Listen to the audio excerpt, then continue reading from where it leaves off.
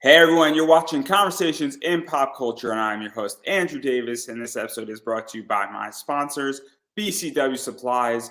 I like my bags and boards to protect my comics, and that's how you're supposed to protect your comics. So use Pop Anime Comics to get 10% off your entire order, as well as I do have a really cool t-shirt that's up on Redbubble right now, making fun of Taco Bell, Gundam, and the most interesting man in the world, and Fallout. So you could pick that bad boy up. 16 different colors. Check it out. It's a cool shirt. Helps to support this show. And I'm not going to bore everybody with my sponsors beyond that, as I have with me the creative team of Brandon Starocci and Alan Dingfelder. And hopefully I got the names right. So welcome to the show. Right, yeah, right on.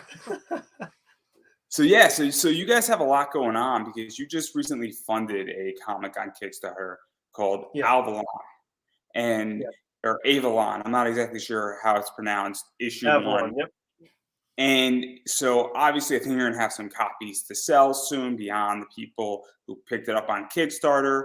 But before we really get into the entire story, what is the story for those who are hearing about it for the first time? So Avalon is a story about we're going to be following a family, the last name of Castle. There's 3 brothers and a mom and a dad right now, and the one brother has a partner. He's a law enforcement officer and all that stuff. So you're following this family who has troubles like normal families have, but with extended issues.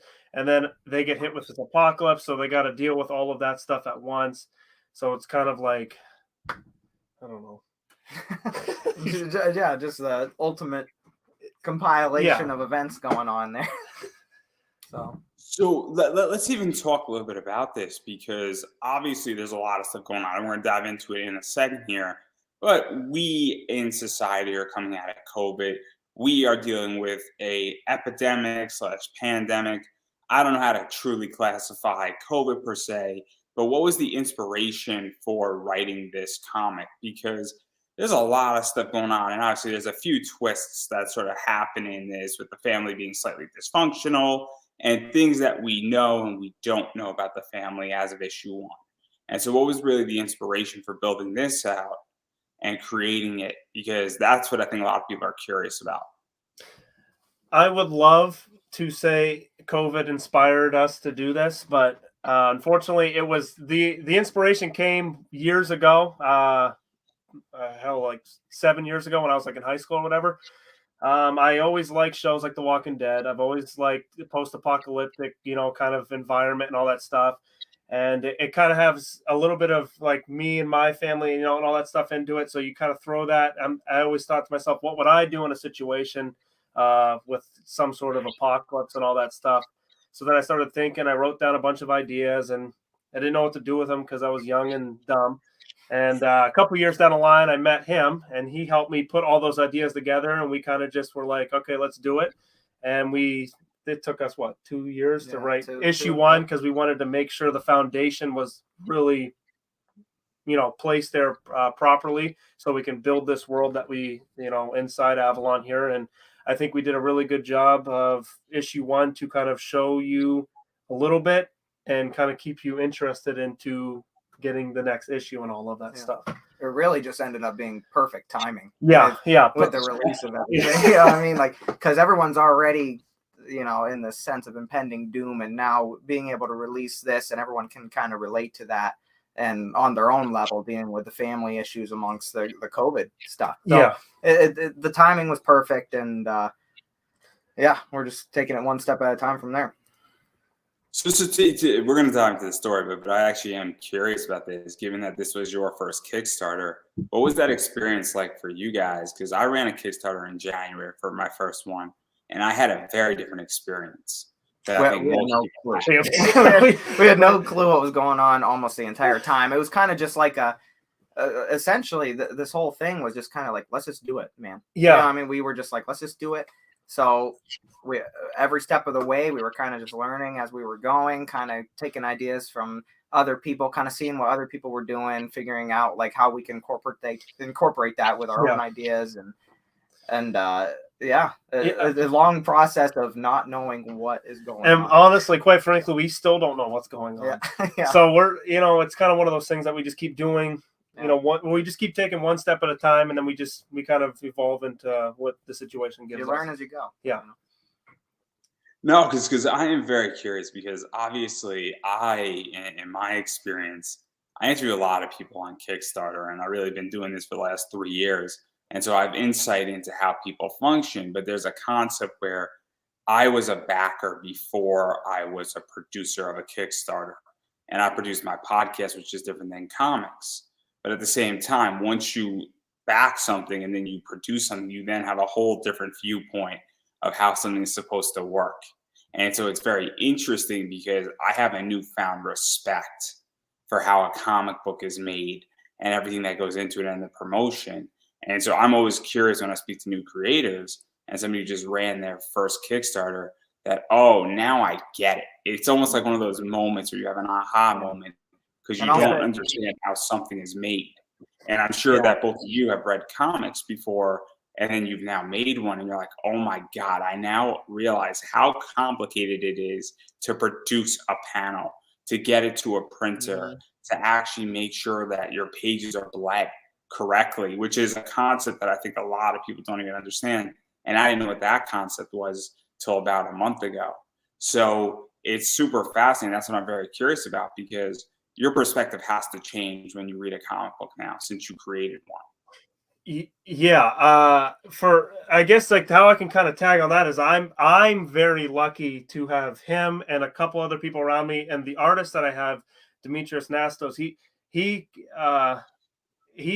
the way I kind of write down these panels and all that stuff, and how I break down the panels, because it was kind of a pain in the beginning because I had no clue what I was doing. He's able to break that down to even better. And like issue 1 was kind of like, we, you know, him and I were trying to get to know each other and figuring out what we both wanted, what the vision was, and we're both so much more comfortable with each other for in issue 2. And I think issue 2, just, you're going to see a lot better approach to the artwork. You're going to see a lot better to like how the story is flowed through the panel back to back. It was kind of a pain in the ass to figure that out. And we finally, I think he makes it a lot easier for me, because now I know that he understands what I'm saying. You know, we kind of have that chemistry together, you know, writer and artist, and that makes it a lot easier as I write issue to issue to issue now, you know. And I don't know if you want to tag on that or not. No, that was well said. I mean, yeah, even from my perspective, just watching him as the creator and the artist grow together with their relationship, and I think we can all kind of appreciate aspects of this that we had no idea were even a thing before this. You know what I mean? Like, because you see a comic book and you're like, oh, just a comic cool. book. Yeah, it's you're a like, comic okay, book. yeah. Like, oh yeah, and then once you actually go through and you're in the nitty gritty here, and you're looking at every page, you're working on every page, you're going back and forth with the artist, you're going back and forth with yourself. You're sitting there and you're like, holy shit. Yeah. this is a lot more than I thought it was going to be. Yeah. In which it's something that I think a lot of people don't understand until you produce something. You know, you don't get it. Like, I speak to other podcasters, and then somebody's like, oh my God, I now realize how complicated it is to actually run a show. And it looks easy, and then that's why a bunch of people drop off. The common number of people who do podcasts is about 6 before they drop off. So you see all these podcasts that reach episode 6, and then they don't get to an episode 7 because they realize how complicated it is. That is the average number. Some people do 7, some people drop off at 5, but most podcasters don't make it past episode 6, which is ludicrous. It is a weird statistic, and it's, I don't know why 6, but obviously maybe the devil has something to do with that. But that's a total aside. Satan, he owes me $5, so I have to mention his name. That's the second show. But anyway, no, all jokes aside, I think it's such an interesting concept when you start creating something and going down that route. But I do want to dive into the story, because I view your story as 2 main things are going on at the exact same time. And I really find that the family stuff that's going on is super interesting, because that is the bigger issue, I feel, in your comic. And everything else is sort of just the event, and it's almost the setting, because the pandemic aspect of this is the setting, because that's not what's interesting. to be very honest. It's what's going on with this family and everything that's sort of messed up and not exactly disclosed. But what was this like really creating this dysfunctional family where clearly there's three brothers. One of them is a police officer. One of them has massive anxiety. One of them, we don't know what the dad does in this family. And well, they got a big thing going on. And we don't know why this family's having issues at the moment. But what was that like really creating that? Because now when you throw the pandemic into it, you create a very, very interesting situation. Well, honestly, his focus from the very beginning was to create exactly what your observation was. He wanted it to be centered around these family values. He wanted it to be focused around all of that, with the apocalypse side of it kind of being the background kind of deal. Because him and I have been back and forth with each other for a little bit. I'm trying to, hit on the infection or the zombie genre itself a little bit. And, I think people try to change the genre too much. I think just putting a different kind of story in the genre is where it needs to be kind of different, because I've never seen something where, a dysfunctional family in this kind of sense, that we'll grow to figure out more about and placed inside of a zombie apocalypse, because you're kind of stretching it out. You're postponing a lot of those issues with this apocalypse, because now you can't handle these things face to face. You can't handle it through text or call or, at a family gathering. Now you have to deal with this apocalypse that's kind of brewing up right now, on top of these weird, awkward encounters that you've had with your family members that, that you'll learn in later issues that why they have to do it, and, the feelings that they have towards each other and all that stuff. But that's kind of like what he was bringing up. A lot of the apocalypse based stuff is basically like you versus the apocalypse. That's kind of where they're at with it, and nothing wrong. Sorry to interrupt, but to even go forward, I mean, obviously we all know the Walking Dead's out there. Right. I've seen, I Am Vampire, the Will Smith vampire thing, or I Am Legend. That's what it is. In which that I've seen that. There's other apocalyptical books. Attack on Titan's a good example of that. So I view the apocalypse, everything that has been done in an apocalyptical genre has been done and has been done before. And there legitimately can't be anything new invented in an apocalyptical story. Mad Max has already proven all of that at this point, and everything is a derivative out of that. Where it gets more interesting is, what do people do in that apocalypse? And really, that's what The Walking Dead is about. It's about the people, not the zombies. And that's what makes The Walking Dead very successful, is, okay, humanity has to survive. And we have different groups in humanity who have different ways of life. And that is a fascinating concept in of itself. And so when we go and touch upon the dysfunctional family stuff, clearly people in our society have mental issues. And I don't mean to poke fun, but there's clear that there are people who are, on medications and they can't handle stress. And you have clear dysfunctional families, and the family might look okay on the surface. And that's what I think you're really tackling, because that in of itself is a fascinating book. And then you're introducing a whole nother concept into that, where now you have a major confrontation and another, I guess, external threat to that mental stability and it didn't cause the dysfunction, this apocalypse and this pandemic type thing. Or I don't think it did. It might have. I don't know at this point. I don't think it did. I'm willing to go on a limb right there. Okay. I like how you brought up the fact that a lot of these things don't really how you brought up how people in today's society need medications. People in today's society and all that stuff it's hard for them to cope with just today's problems, and they need medications to do so. And that is a focus that him and I have focused on as well, is real things, like real problems, real like anxieties, real sickness and all that stuff. So like you're gonna like see a lot of realness in this hypothetical world. Like it's and all the problems you have as a family, you know what I mean? Like a lot of them you just go day to day. You just kind of, some get pushed under the rug, some you address here or there. But there's no better way to expose the problems in your family than an apocalypse happening. And to force the situation. Yes, you're going to be dealing with all you those have issues. to deal with it along with another issue. You know, like you said, you can avoid it by working, just ignoring and letting it just be that. But the way the story is going to be told, and you will see it in later issues, like you're going to be, they're forced to do it. They need to address the issue.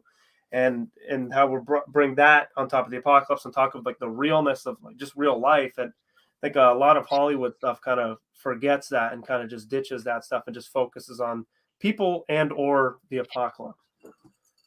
And even to dive further into this, I mean, obviously, if you're in a small town, because I think I got the sense, and correct me if I'm wrong, that it's more of a Midwestern type town. It's more of a rugged town. It's more of a rural town. It's not New York City where this is taking place. I got the idea, and maybe I'm biased because I'm a huge Resident Evil fan, but I got it's kind of St. Louis, Raccoon City-like, you know, this entire story. And that's kind of the feel and vibe I got for it, where it's a bit more of a slower pace of life, I feel, where the story is taking place versus the fast-paced city. But correct me if I'm wrong on that point. No, sure. It's a good observation of it. I mean, obviously not raccoons. This isn't Raccoon City, but yeah, good observation of the city. It's not something that we wanted to be a big city kind of deal. It's kind of like you said, and it's actually based on our city, our hometown. Yeah, our hometown. It's based on our hometown, and I was a big Resident Evil fan growing up, so I know exactly what you're talking about when you're talking about Raccoon City and all that. And holds that. And it's honestly, it's very, our own hometown is very similar to that. It's a city, but it's smaller scale. It's more like everybody kind of knows everybody. It's that kind of vibe. And the reason why I bring that up is because obviously you're when you have that type of vibe, well, everybody knows everybody. Everybody has a sense of sort of everybody's business to some degree, but everybody's not in everybody's business, where it's not an ultra small town. But it's there's enough privacy, but there's enough that rumors spin around pretty quickly.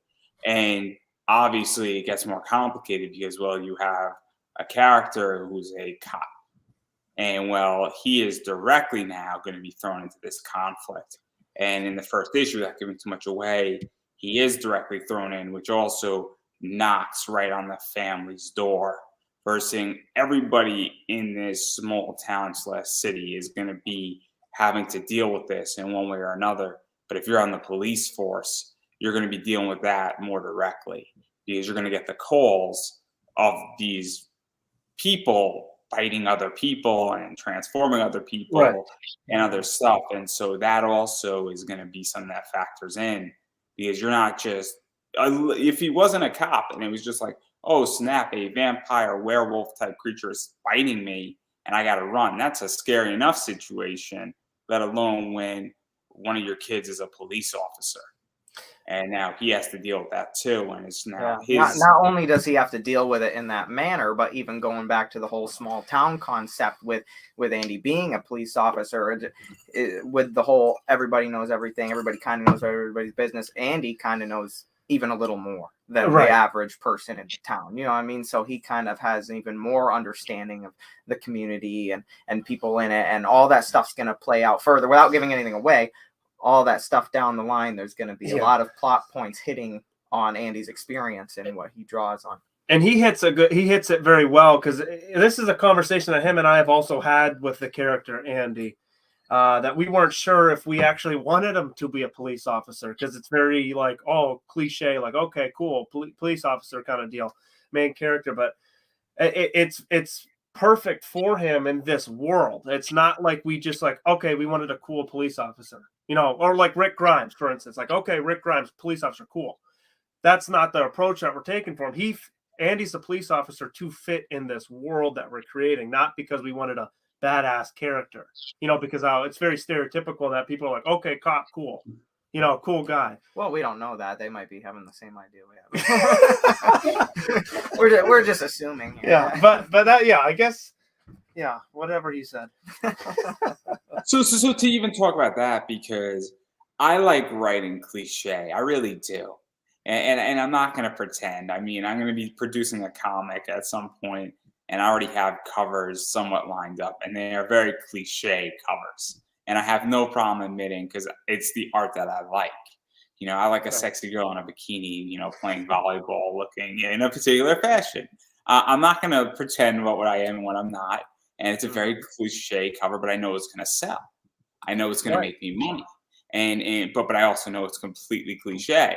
I'm a big anime fan, and I'm watching Dragon Ball, and I know Dragon Ball is cliche as fuck, but I don't care, because I know what I'm getting. We were speaking about Sonic the Hedgehog before we were going live. That is completely cliche, and it's completely predictable, but I still know what I'm getting. And so what is that like for both of you when you're saying, hey, we're putting him as a cop, and we know it's cliche, but it also works. It also hits a trope. It checks a box. And I don't mean to stereotype and say, oh, you shouldn't write a character that checks a box. But if it checks a box and it moves the story along, and it also gets somebody involved, or it's familiarity, or it's something like that. And there are business decisions that have to be made when you're producing a comic or a movie or a television show. And I think people don't want to talk about saying this is a business decision in a lot of ways. To have him being a cop, because it moves the story along, it opens up the story as well. And it's very tricky, because and I'll let you answer in a sec. Sorry for going longer, but it's the idea that sometimes you need to put certain things in place to move a story along, so that if you have 10 issues of a story, it makes sense, versus having to add another 10 pages to get around that workaround, versus him in a police uniform solves 50 problems throughout the entire book. We actually had a very important conversation recently about this, like going back to the whole, like, oh, it's cliche, what I mean, but it's what I want. It's what I want. We had a very serious talk where we had to make a lot of decisions based on, well, what do we keep in mind here while we're writing this? Do we keep in mind, like, what are we trying to do? Are we trying to do the next new thing, or are we trying to love what we do? And we basically, what the conclusion that we came to is, like, we want to like it, and so moving forward with that, we came to the conclusion we're on the right path here, like, this is a story that he's been, basically, this is his baby. This is something that he's been doing for years now. This is his vision that he's always wanted it to be. And so we decided that it's more important to chase that, more important to go after what you want it to be, what you're going to be proud of, than something that it's like, oh, this is super marketable, this is super this or that, so like that.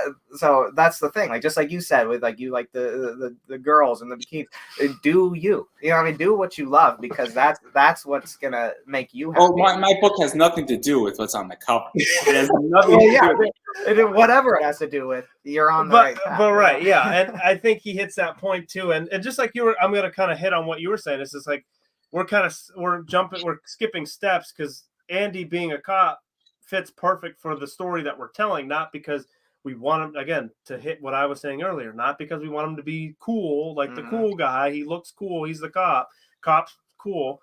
That's not what we're trying to sell here. We're just trying to, that Andy's Andy, and him being who he is and where he works fits perfect for the story. And Ty is Ty. Mason is Mason. Like, these characters are perfect for this world.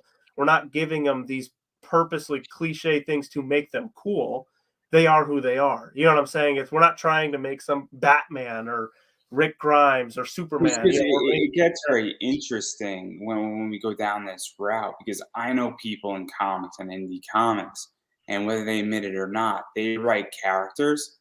Sometimes they write things and they're telling the stories they want to tell.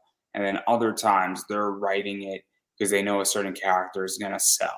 And look, I've written articles and I've done interviews and questions because I know the question is going to hit.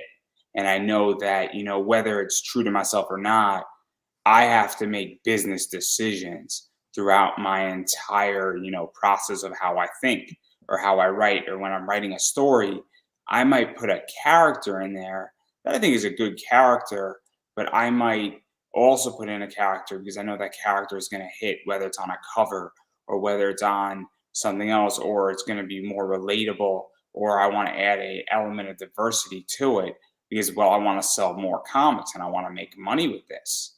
And it's very tricky to balance those things and even say, well, fuck that, I'm going to do what I love.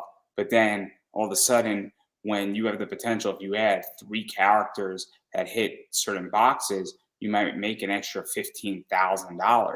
And that's a very complicated thing. And nobody wants to talk about this because it's when real money comes into a project in an industry which is hard to make money in.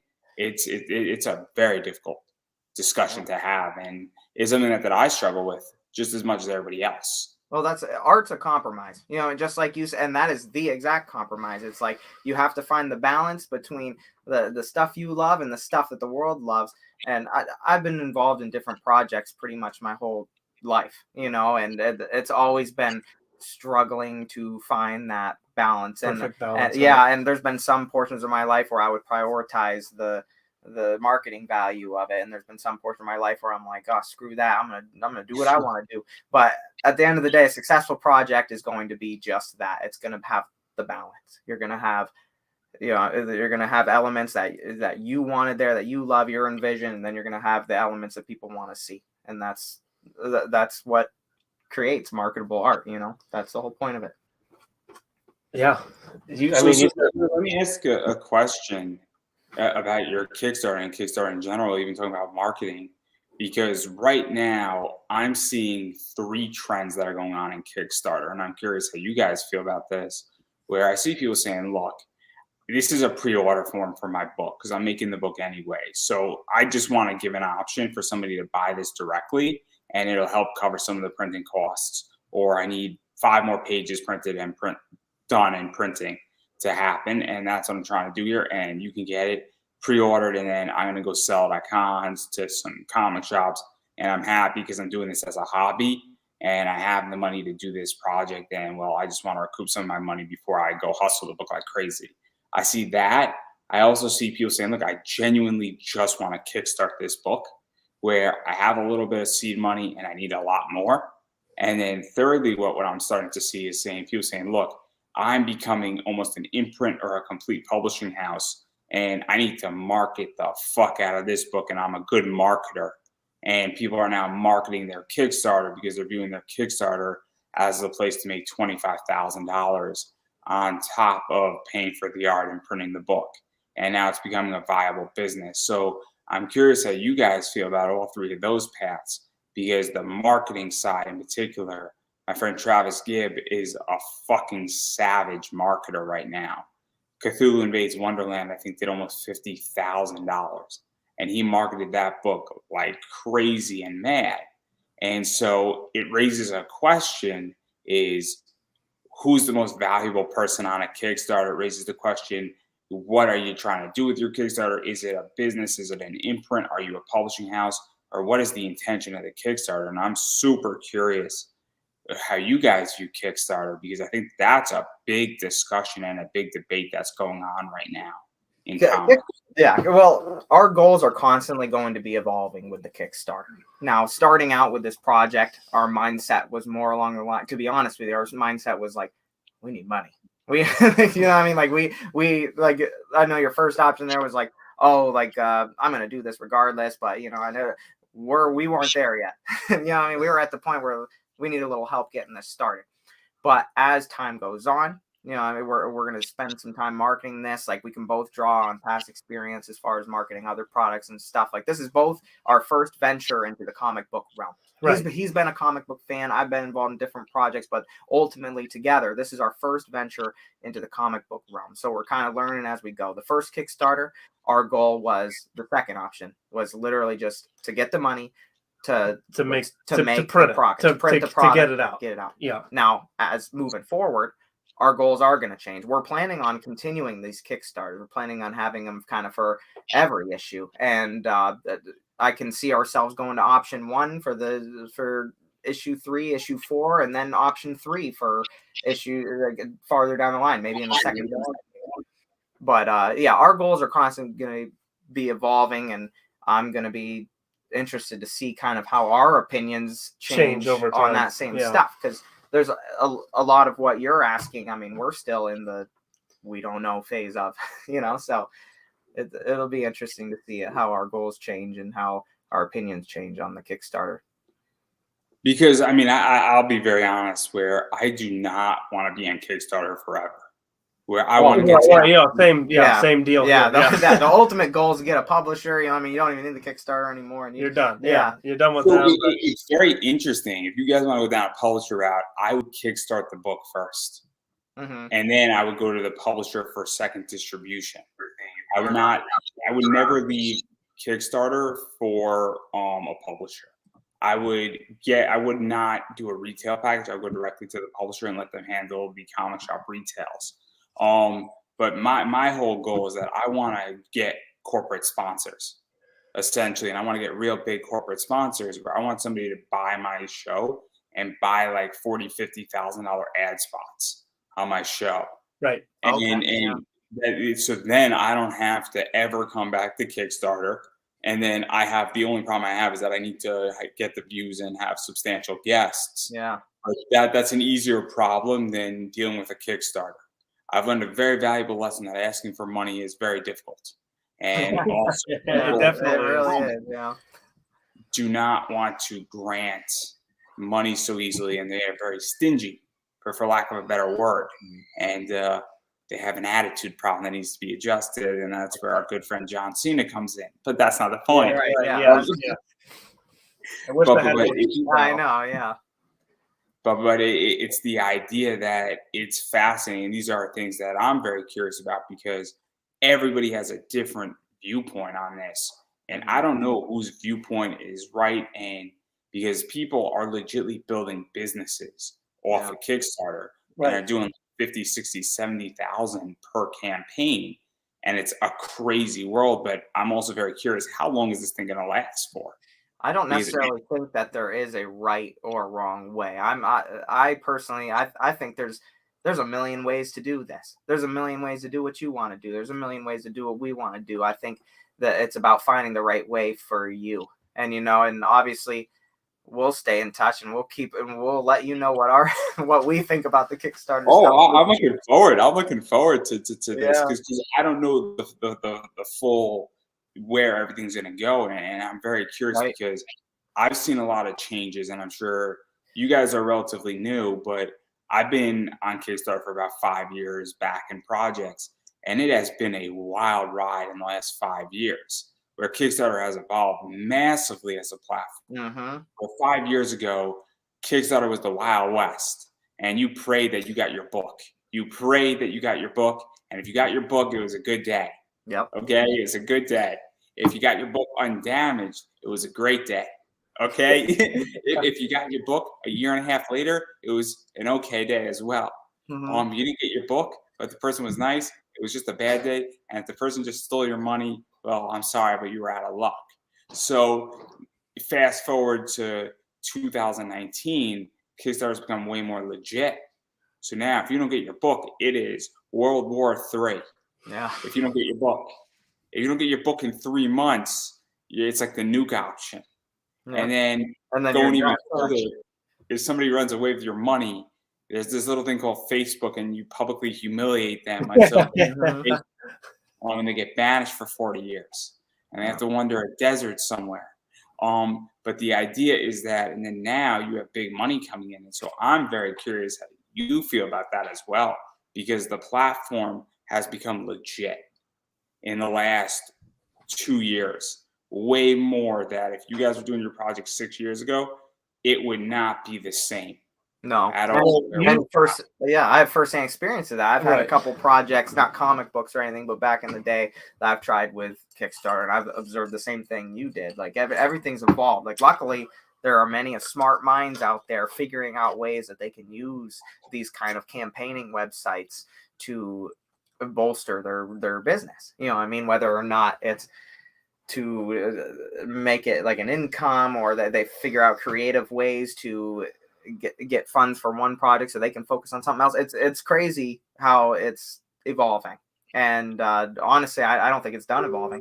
I think we're going to continue to see changes along that aspect of it. and we're going to be here for it. I think this is good timing for this. I think this is a great time to be in the Kickstarter community and kind of developing the campaigns while all this is going on.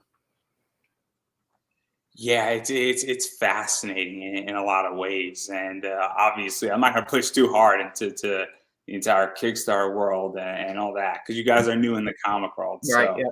it would be unfair for me to go all hamming out and dive deep into the trenches here on that. I'll wait till issue 2 to go do that. But I do want to talk about the other side of this book, which is the creatures, vampires, werewolves, things, I guess, zombies, biters. I don't know what we call them exactly, but it's a biting human thing. Is the nicest way I could describe it. And yeah, that's actually. I wish we would have just described it like that's what the characters are now going to call them. Biting human thing. Yeah. Just give a little credit changing back the title right for on the that, cover. yeah.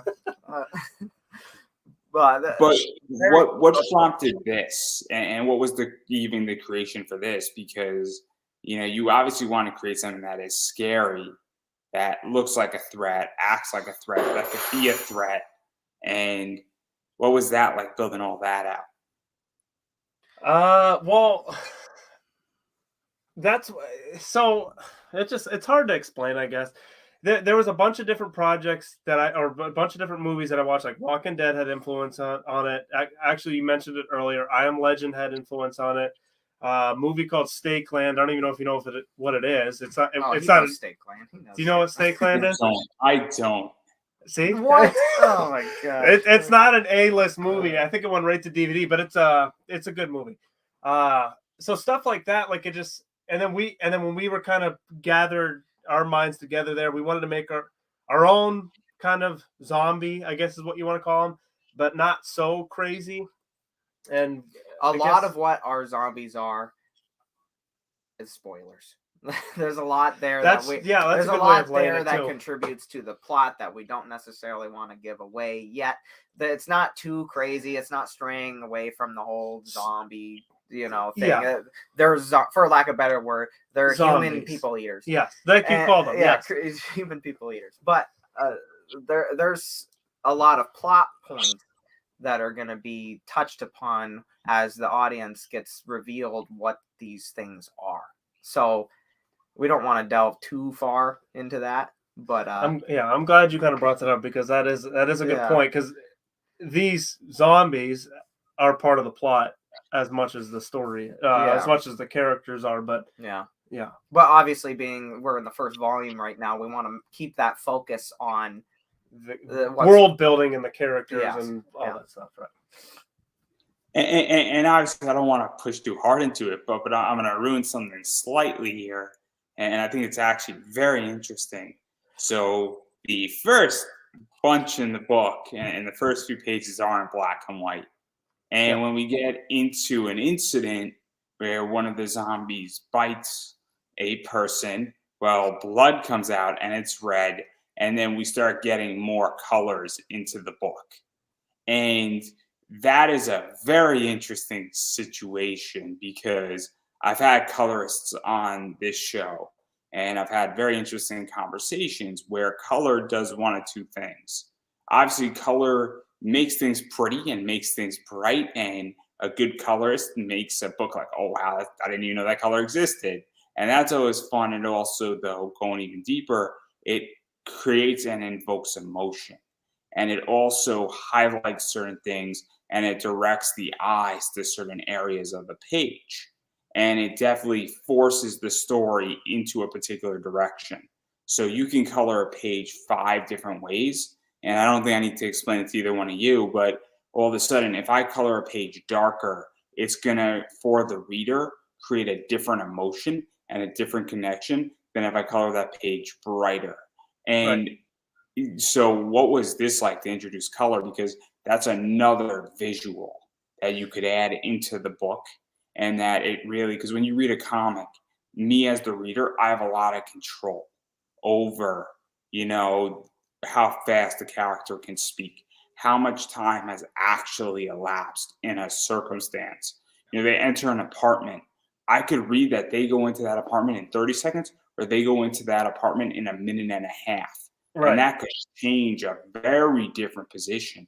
Because if it's a creepy situation, I can imagine that the two police officers, when they go into this apartment, and I'm not going to tell you what happens, but I could basically read it that they're going in 45 seconds, it all goes down, or in 5 minutes, it all goes down.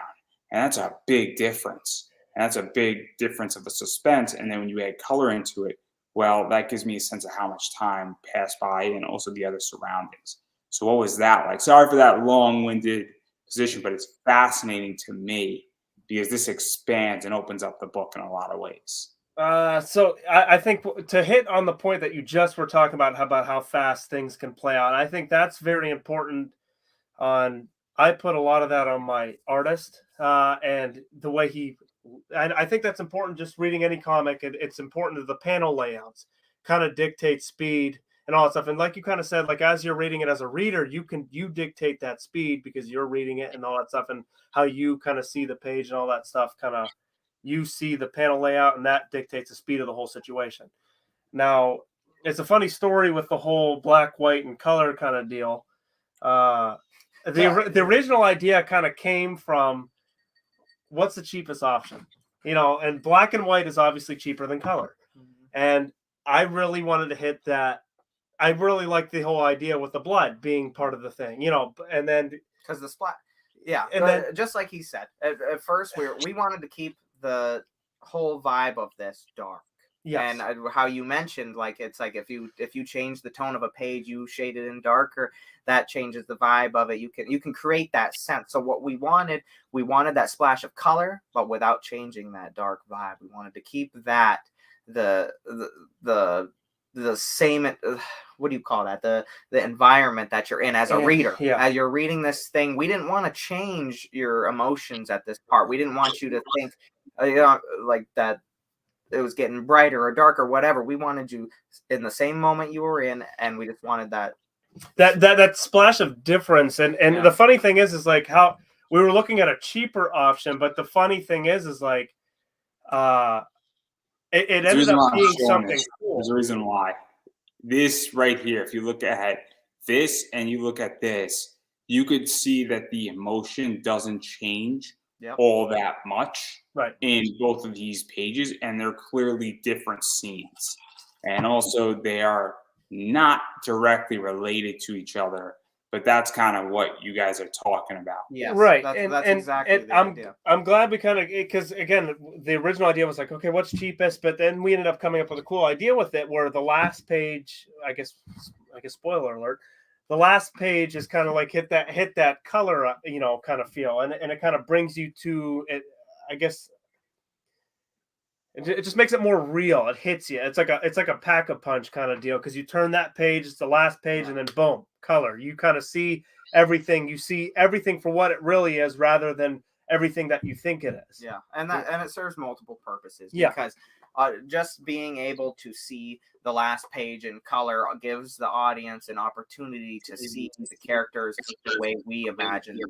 You know what I mean? Right. No, good point. You know what I mean? Like that gives them the opportunity to see what we envisioned here, to see the characters in their true light, all the coloring and everything.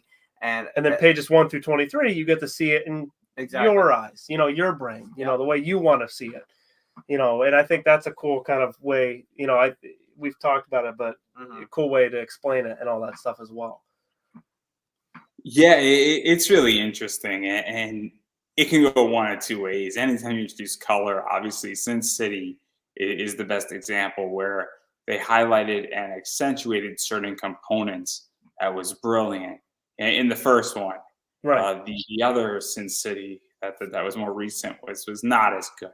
It was not as good, and clearly they missed the mark a little bit. But that's neither here nor there.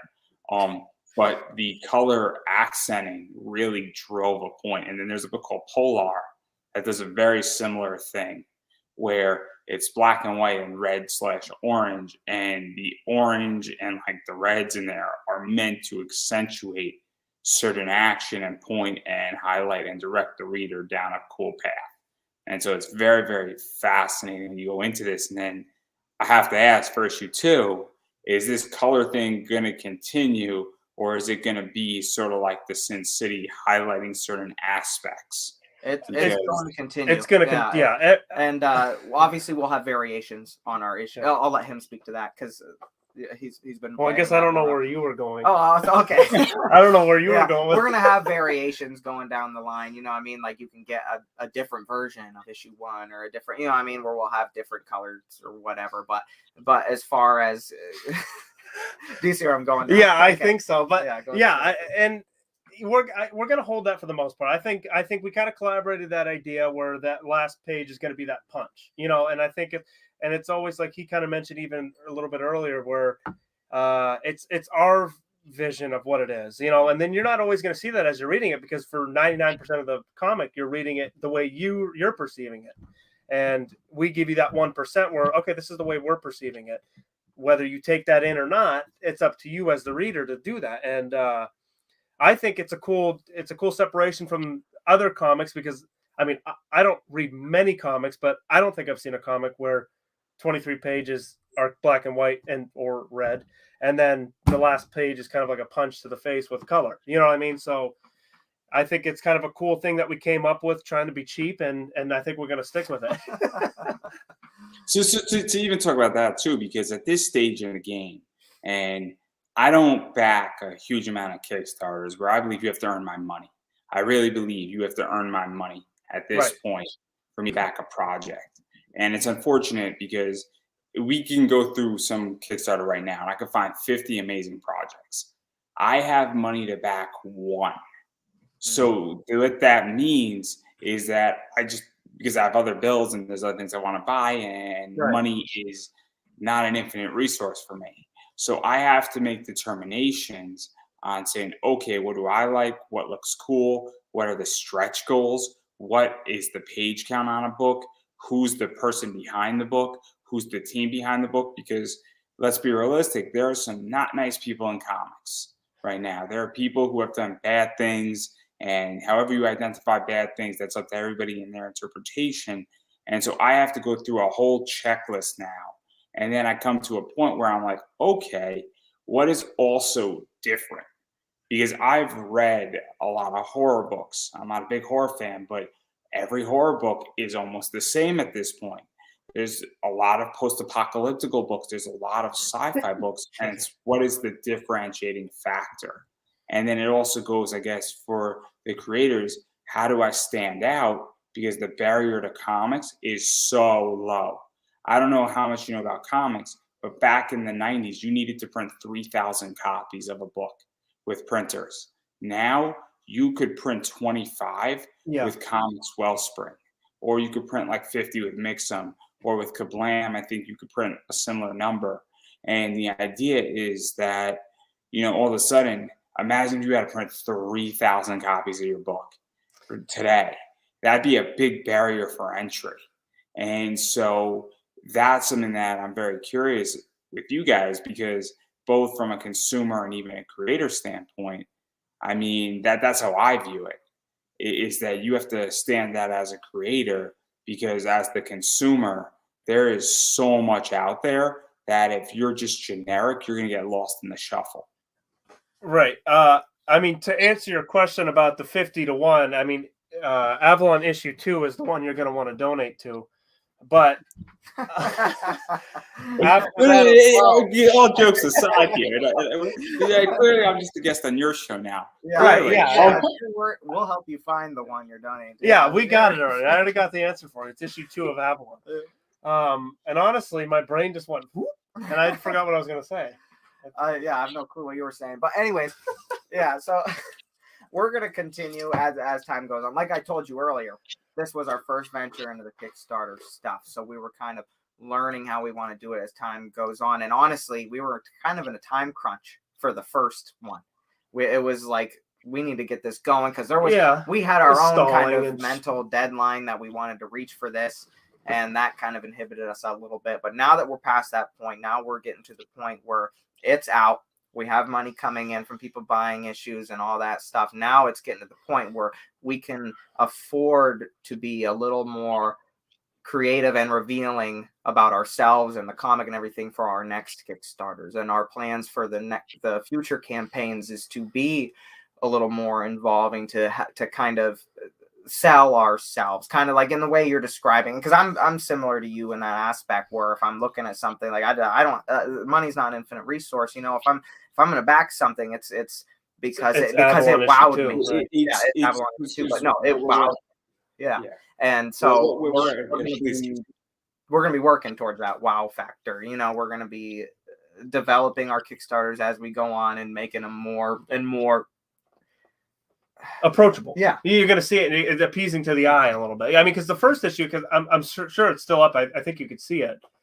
It's very standard. It's a very standard Kickstarter. Yeah. We knew we had an agenda. We hit the agenda, and that was that. We got the printer issues, and issue 2 is going to be a little better. And just like kind of to tag off what you're saying, it's just going to continue to get a little better as time goes on. Because it's very complicated now, because the idea is that I think right now there's like 325 comics on Kickstarter, if not more. It's like, that's a lot. I mean, and some of them are really good. I mean, that's the problem too. And some of them are really bad, but they look good. I mean, I've gone through projects on Kickstarter, I'm not going to say which, that look awesome. They look awesome. But then you go and you start looking at it like, oh man, this is just, the house was white and we painted it red. That's really what some of these things are. Yeah. And but you're like, oh, it looked cool from a distance, and then you're like, oh my god, it's the same house, and I just drove around the block. Yeah. Yeah. Well, that's why we try to make sure that we have something to offer there. We're not just gonna put a gold ribbon on a piece of crap. Like we're trying. No, and yeah, good point. It is what it is. I guess is the way you can kind of word it. I mean, we're not gonna say, oh, look what we got, and it's gonna be shit, like you said, or like you said too. It is what it is. Like you're gonna see in the Kickstarter what we got and what we're willing to offer and all that stuff. We're not gonna glorify a pile of shit. You know what I mean? That's not just what we're gonna do. Because it goes back to even the idea that, like, I'm sure you've seen it. I'm on Facebook all the time, and somebody's advertising a product, and the product isn't great, but they're advertising it, and it has 15,000 likes. And look, I know people who are influencers, and they're pushing out a product, and I'm like, oh my god, this product is horrible. But somebody has money to market it, and that's how they're doing well. And it's very interesting. And I've seen that with certain people on Kickstarter. And look, there's plenty of people who have amazing projects and they market it well as well. But it's also the idea that, like, sometimes it's like a project is just marketed unbelievable. And that's the creative positioning with how it's sort of functioning. And it's very interesting. And I'm not at that stage yet where I'm not a good marketer per se at the moment. I'm an okay marketer. Yeah, we're not yet either. We're working on that. But I think the proof's going to be in the pudding. Like you might have those projects that look really flashy, that bring all the people in and stuff like that. But what's going to define their success is if they actually have a good product. So yeah, they might have a Kickstarter. It looks really good. You might see 1,500 likes or whatever on it, and people are buying it and stuff like that. But the success down the line is all going to depend on the product. Let me ask a question. I'm very curious how both of you feel about this. And I'll let you know my answer to it in full disclosure after. But how do you feel about variant covers and that entire market? Variants. That's what I was trying to talk about earlier. I was saying, earlier when I was going on the rant about like having the alternate issues and stuff like that. I love variant covers. Yes. I mean, The Walking Dead does it a lot. I mean, I'm a big fan of variant covers. Variant covers, I mean, currently are going to be too expensive for us to do. We do want to do that actually with this new issue coming up. We're going to do a variant cover exclusive to Kickstarter, I think is the plan right now. Yeah. With the next Kickstarter, we're going to do an exclusive variant cover to issue 2 as well. But I'm a big fan of variant covers. So you'll probably, in the future, you're going to get a lot of them when we can afford it. And the reason why I bring all this up is that I buy and sell variants on eBay. I do very well with it. I deal with a lot of Zenoscope books, and I have a whole side hustle that's a miniature business that has a very good profit ratio for me. And I love doing it, and I love variants. But I also understand that they are problematic to some degree as well. And the problem that's occurring is that, and I'm guilty of this, and I'm the first person to admit it, I have backed half of my Kickstarters. I have backed because I was interested in the variant and the artist and not the project. And I don't give a damn about the person's project. I care about the cover or the homage that it's paying tribute to. And it's an okay book. It's not a great book. It's not a bad book. It's an okay book, but the cover is amazing. And that's a real issue, I feel, because while that does help to get the Kickstarter funded, if the next Kickstarter you don't have said artist, I'm not interested. You're essentially producing a sale for that one time because of a cover artist. Because there are people like me, and I'll use somebody like Ebass. There are people who follow Ebass, or there are people who follow Keith Garvey. And if Keith Garvey has a book on your Kickstarter, a Keith Garvey fan will back your project. But if there's no Keith Garvey on your book or your project, that fan might not be there. And it creates a very interesting dilemma because it's kind of like all of a sudden, I'll use an example. Walmart has an exclusive Pop Funko. And then all of a sudden you're a fan of Alexa Bliss, which Walmart just had a Pop Funko, but you don't like Daniel Bryan. Walmart now has an exclusive with Daniel Bryan, but Target has the exclusive for Alexa Bliss 6 months later. You're an Alexa Bliss fan. You're going to Target, not Walmart. And so it creates a whole big issue. And while I like variants and there's money to be made and they do sell, like I'm curious how you guys feel about that, because if all of a sudden you get Ebass to do a cover for you, a bunch of people are going to flock in, but then the next round for issue 3, he doesn't show up, those Ebass fans might not come. And so it almost creates a fake audience to some degree.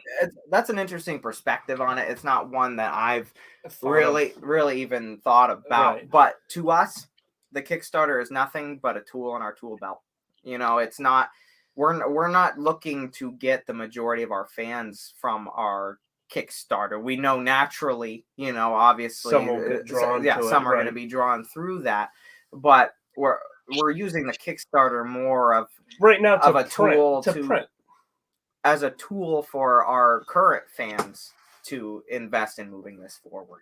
And that's kind of what our Kickstarter is at right now. Most of our promotions, most of our marketing is done on other platforms, not so much with involving the Kickstarter stuff. And so in doing that, we end up having more people that are actually interested in the story. So if those people that are interested in the story are getting directed to the Kickstarter for the, like, oh, help us fund this next issue or something like that, and they get the chance to buy a variant cover and stuff like that, we're in that sense, we're getting the opportunity to have people that are actually fans of the comic buy these variants, and obviously you're going to have some outliers. You're going to have some that come in that are just like, oh, that's a cool cover, and they're going to buy that. But we're not relying on the Kickstarter to make our fan base here. You know what I mean? And he kind of explained me as a buyer, like for instance, like The Walking Dead, like because I still buy, because they have the deluxe edition and all that stuff now, and I currently still buy all those. I'll buy all the covers just because I like the story. Me personally, I'm not buying the cover because a certain artist, and I understand that, like you both are kind of saying that you're going to grab some kind of an audience if you get a certain artist that people follow and they kind of make a cover to it. But like he was saying, our focus is on people who like the story and want to move it forward rather than the cover itself. Yeah. And if we end up having, a whole bunch of people that just want the variant cover and whatever, cool, so be it. Yeah, cool. They'll end up buying it, and that will at least help us fund the next issue, so that way we have some money. That's what a lot of people do, is that, I have a bunch of friends and they have a $25 variant, And what they hope for is that, well, I'll use eBass or Paul Green as a good example, where the Paul Green cover costs X to get, and they know they're going to do more than break even, and that they might pull in a $1,800 profit after they pay Paul Green and Ola Moss to do the line work and the colors on it. And so now their goal is maybe $2,500 or $3,000, and they pulled in $1,800. That's a good rate of return because they know they're going to have people who come for the story, but they also want to fund the project. Mm-hmm. And that's where it gets really tricky, because I could sit here and do this show all day, but if I don't have money to cover my StreamYard, it doesn't matter. Right, exactly. If I can do this show, but all of a sudden, if I have money and my bills are covered, then I could do this show scot-free. And so it's very complicated, because that's where things get tricky. It's the idea of, that's why people do variants. And I'm not looking to build my audience on Kickstarter. My audience is built on Facebook, Twitter, Instagram. I'm building my audience now on TikTok. And I want to convert them all over when I run a Kickstarter into that. Say, hey guys, you like the show? Wonderful. Or better yet, I'll throw out feelers, or I'll post in groups, and then bunch of people wind up hitting them up who've been on the show. I'm like, hey, I got my Kickstarter. Do you want to reserve a spot? And that's typically how it works, because, well, I'm providing a service, and that's usually how it works. Or I find sponsorships outside of Kickstarter with like a comic shop, for instance. But again, I'm not looking for Kickstarter. Kickstarter is just a tool, as you stated, but it's that thing with variants. And it's so interesting because it creates, in my opinion, and what you hope for is that if I'm selling you a Paul Green book, you then should give me a digital, and hopefully I'll stay for the story, as well. Where if you don't give me a digital, I'm not cracking open your book, because that is the most foolish thing anybody can ever do, is if you send out a physical book, give somebody a digital, because there's plenty of people who love just it being crisp and they don't want to open it, but they want to read the story. And I've had that with people's Kickstarters, like, for an extra $3, you can get a digital. I'm like, I guess I'm not coming back for issue 2, because I don't know how issue 1 started, because you didn't give me a digital. Right. I agree with that. And our intention for our first one was to have our digital copies. Now, it didn't work out that way. We were in a time crunch. We had some issues getting that rolling. Moving forward, and I believe in that as well. Giving people that digital copy when you buy the physical copy, that is important. I'm that type of consumer. I'm the one. Hey, if you have your digitals right now, you could just shoot it to everybody on Kickstarter in a message. That's right. There was a just point. like I don't know if you probably do remember when people still bought CDs.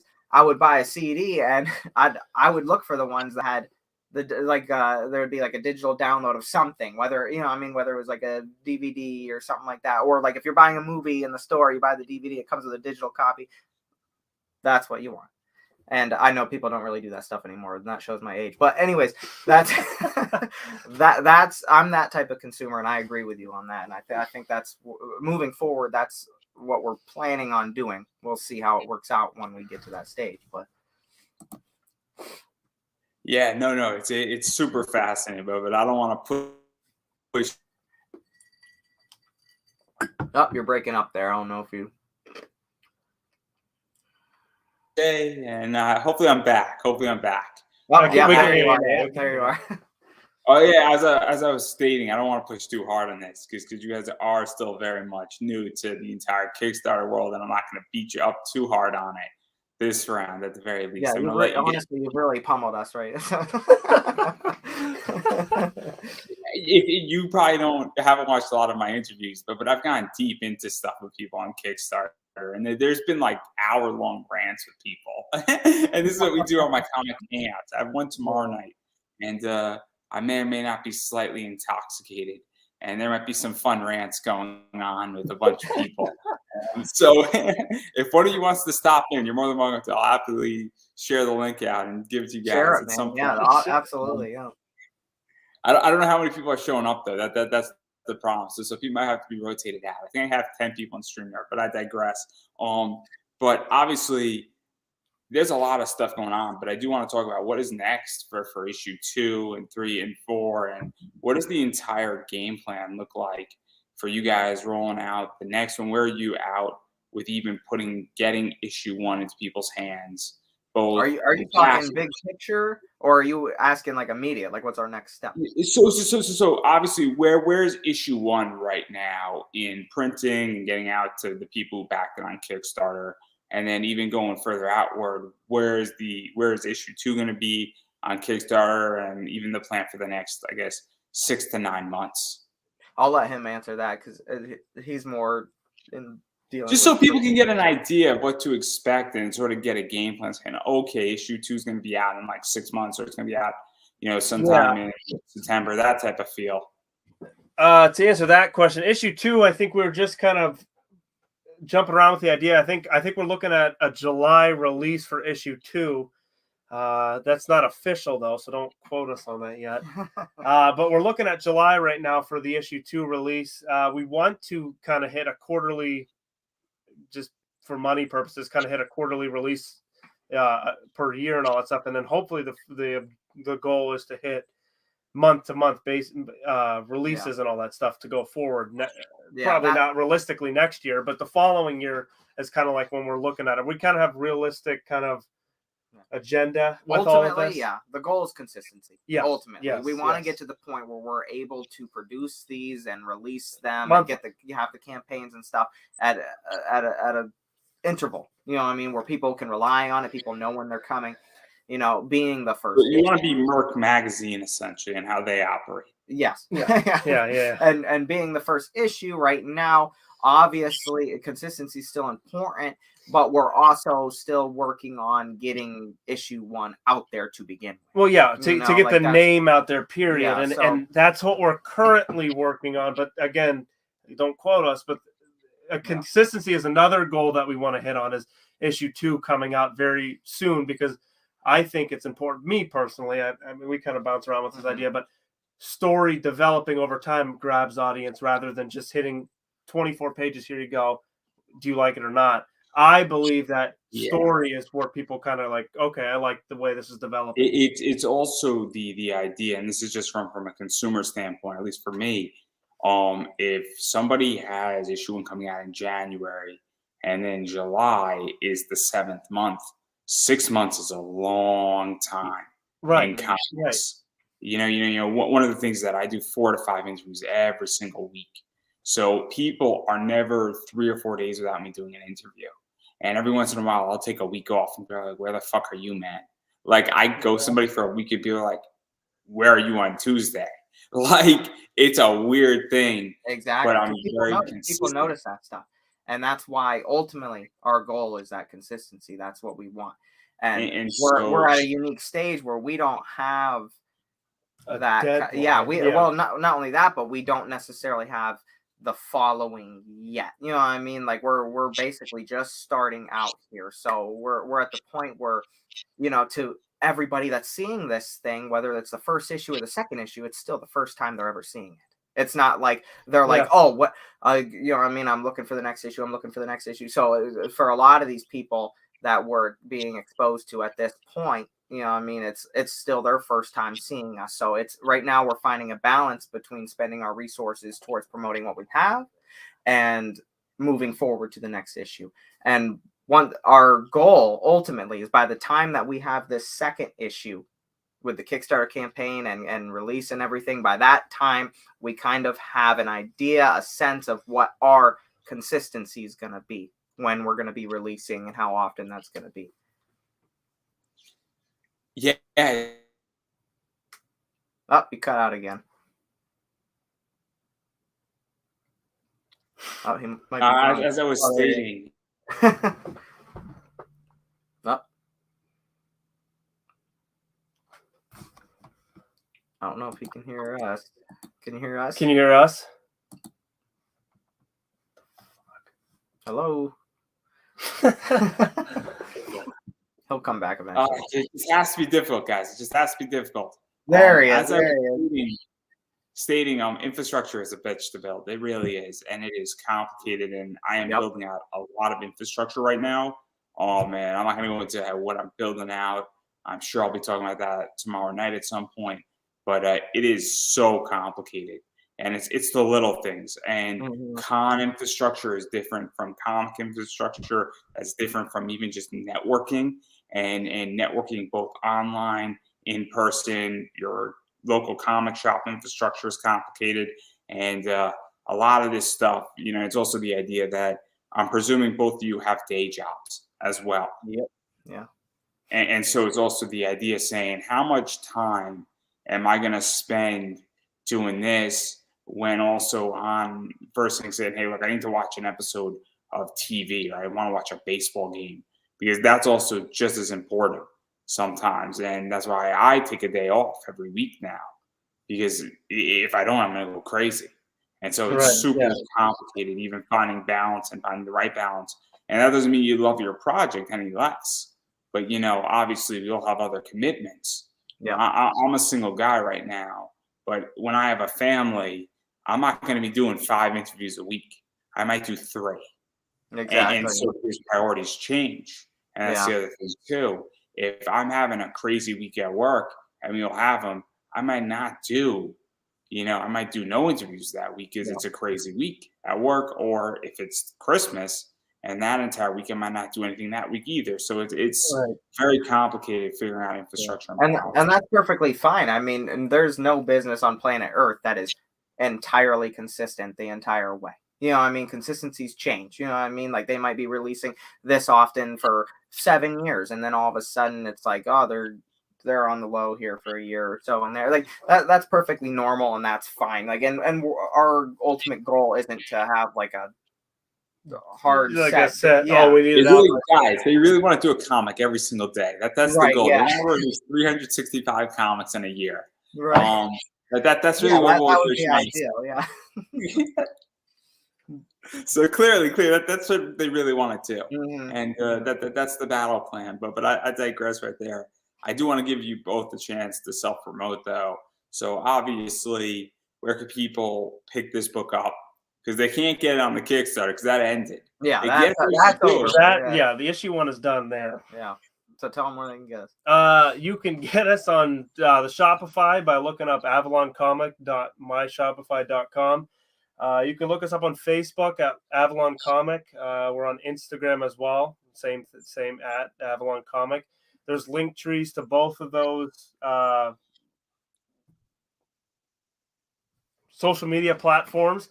And you could find us in a bunch of different places like Redbubble as well. Redbubble is under a different name. It is under 1282 Avalon Comic. The Redbubble's linked to from our other social Yeah, media sites. So don't worry about finding that. So just you could find us on Facebook and Instagram. We have the link tree that shows us everywhere where you can find us right now. Yeah.